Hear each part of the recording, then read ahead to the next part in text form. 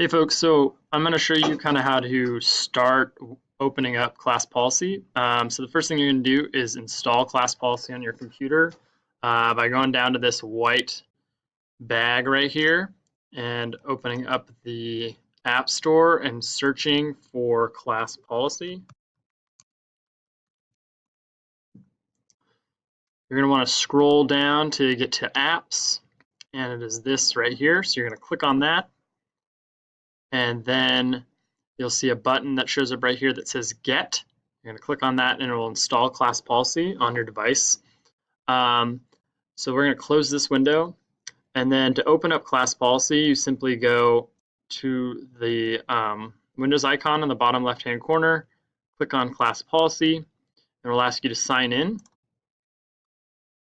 When you go to sign in, you'll see that these things are already filled out. You may have to select which school, which is Qualicum High School, and if you don't see the school district, you just have to add a district by just typing in all lowercase USWA Bellingham, and it will pop up.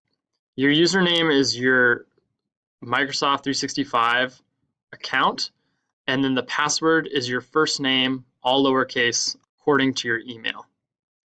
And then you're going to sign in.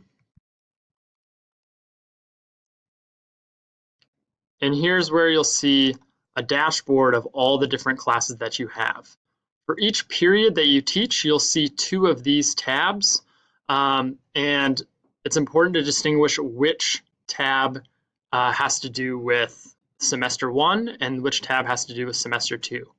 Once you've identified which one is semester 1, you want to double click or right click on the class, come down here to this arrow and click Edit, and change the color to help you distinguish which courses are for semester 1 and which courses are semester 2.